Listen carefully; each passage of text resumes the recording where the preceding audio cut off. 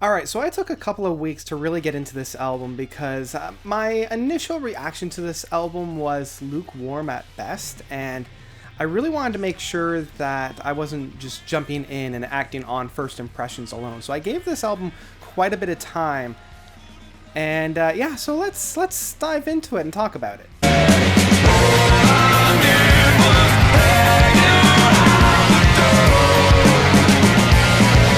Gold and Gray by Baroness. So Baroness is a Savannah, Georgia sludge metal outfit. These guys got their start in 2003, putting out a couple EPs, I believe first and second, and then their full-length first LP, which was Red in 2007.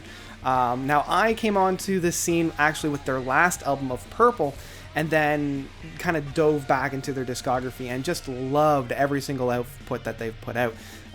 Actually, my favorite out of all the big conglomeration was Yellow and Green, their 2012 outfit, kind of the double album that they had, where the one side was yellow and the other side was green.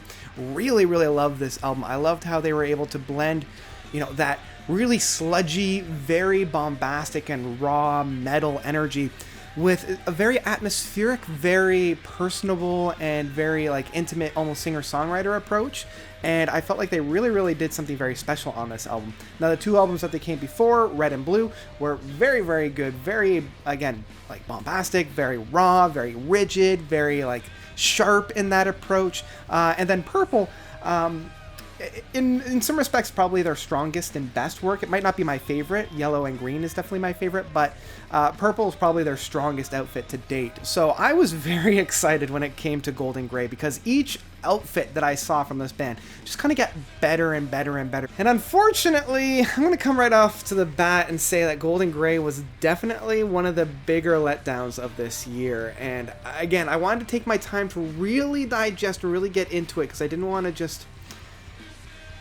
to be first listen syndrome, because a lot of albums that come out that kind of deviate from the original MO, or a band that tries something very different, and at first I might not really enjoy, I want to take the time to really understand what they were doing with it, because maybe there was something I wasn't getting.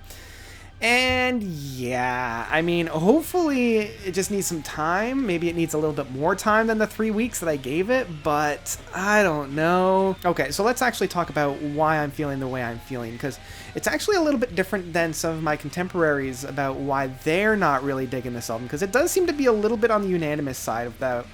This album's good, but it's got some really big weaknesses. So first off, let's talk about, and just get it out of the way right from the beginning, the mixing. Let's talk about the mixing, because this seems to be everybody's number one gripe about the album, is that the mixing sounds just really, really bad. Like the Sound Wars from the early 2000s bad. I honestly don't mind it. I don't really see all that big of a problem with it. Now, this might be coming from a background from me.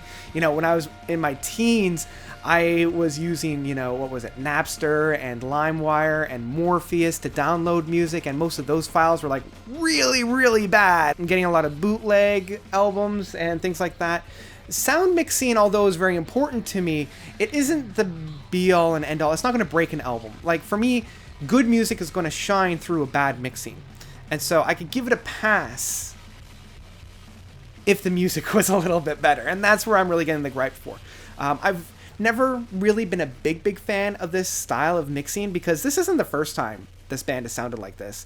We found it on Purple and a little bit within the Red and Blue albums, but definitely we found it on Purple, where a lot of the mixing was just very muddy, very there was over distortion, and there was always a combat to find out who was going to get the prime spot within the top mix, and kind of there was a battle between all that. So this isn't anything new within Baroness, and I don't really mind it all that much. Now, true, it does kind of get into the way of a good, solid listen, but it does add a little bit to the charm of the music overall. And it's really only glaringly apparent on a few tracks, like I'm Already Gone, Tourniquet, and the biggest one for me is probably Broken Halo. Broken Halo, although it's playing into it a little bit, it does wash out the song entirely, where I don't even know really what's going on.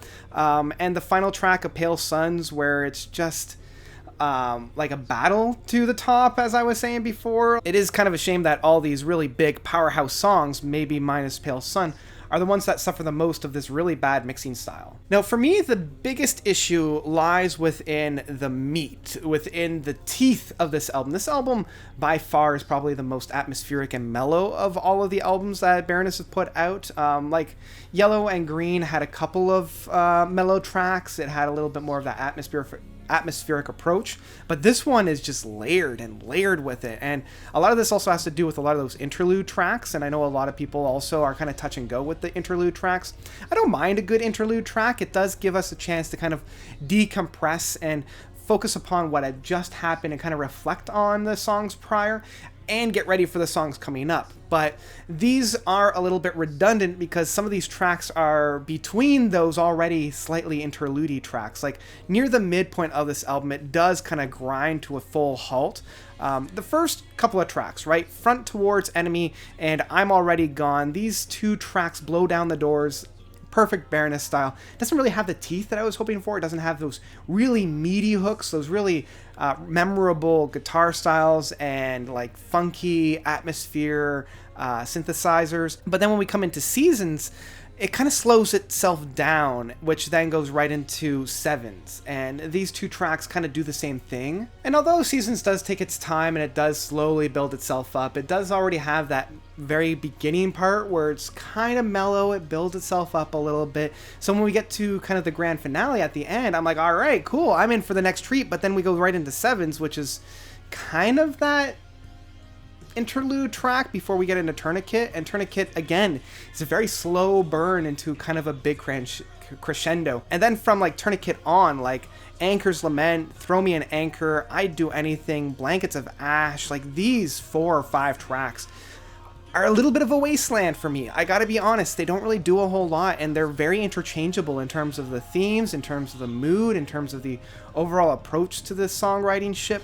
They don't really do a whole lot of anything interesting. It isn't really until we get into Cold-Blooded Angels that it actually starts to pick up again. Now, I do admit, I do like Emmett Radiating Light. I thought this was a really interesting track. I really liked kind of the crickets and the sounds that we have on this. It's a little bit interesting, but following so many mellow tracks is kind of a hard sell at this point. And even with Cold-Blooded Angels taking a long time, almost half of the track to actually get anywhere, I wouldn't have mind, like I love this track, but I have to listen to it almost in isolation. As I said, having so much area beforehand being dedicated to atmosphere, to mellow tracks. By the time we get to Cold-Blooded Angels, as amazing as it is, and probably the highlight for me, like Cold-Blooded Angels is probably my favorite track off of the album, I am already kind of tapped out after so much that we have come before. And then we get into Crooked Mile, which is one of the most bombastic tracks. Like, it punches you directly in the face after so much mellow. It's just like, okay, you've had enough of mellow, now we're going to give you that metal. And I don't know if I really appreciate that. And even then, we get into another interlude with Can Obscura. And Borderlines, by this point, my foot's already out the door. Assault on East Falls, another interlude. And at this point, I'm kind of done with the interludes because they're not really adding anything. And then Pale Sun is a very strange way to end the album because it's just kind of blah. Like, this album is the staple of fading out instead of burning away, and Pale Sun does that very, very well, of just kind of, you know, fading out, not really going anywhere new. It's just kind of like a so yeah, in the end, I was rather disappointed, even though I was really excited for this one. I was excited for some new blood because we got a new lead guitarist on here of Gina, I believe it's Gleanson. Like, her guitar work is really, really good, and I wish they gave her something a little bit more to play with.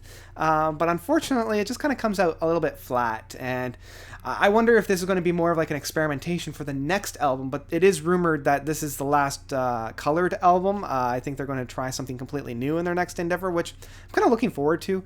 But at the same time, I was really digging what they were doing with this whole color spectrum thing. But yeah, so in the end, this was definitely the big disappointment to me. And the more time I spent with it, the less I was actually getting out of it. In the end, this album is a skip. It's a skip for me. Don't really waste your time with this. If you're a fan of the band, maybe give it a try. But if you're not, look elsewhere for good sludge metal or even just atmospheric metal as well. And also, this album's way too long. Way too long. It needs to be shaved at least in half. But yeah, at this point, I'm kind of done with it. So yeah, that's about it. That's my thoughts on Golden Grey from Baroness. What did you guys think? Did you love it? Did you hate it? Let me know of your own thoughts by commenting down below. Also, I'm going to do a free giveaway. That's right. So I ordered this album in advance on vinyl, and unfortunately I ordered it twice. So I'm going to give one of those copies away. I know I just gave it a really bad review, or at least like my opinions of this album weren't necessarily a positive one. But yeah, I still want to give something away as a way of saying thank you for, you know, being here with me. So just a couple conditions of this giveaway thing. Be a subscriber to me on Twitter and YouTube. Comment on this video. It could be whatever you want. It could just be hi. Make it pleasant, at least. Negative ones will be included.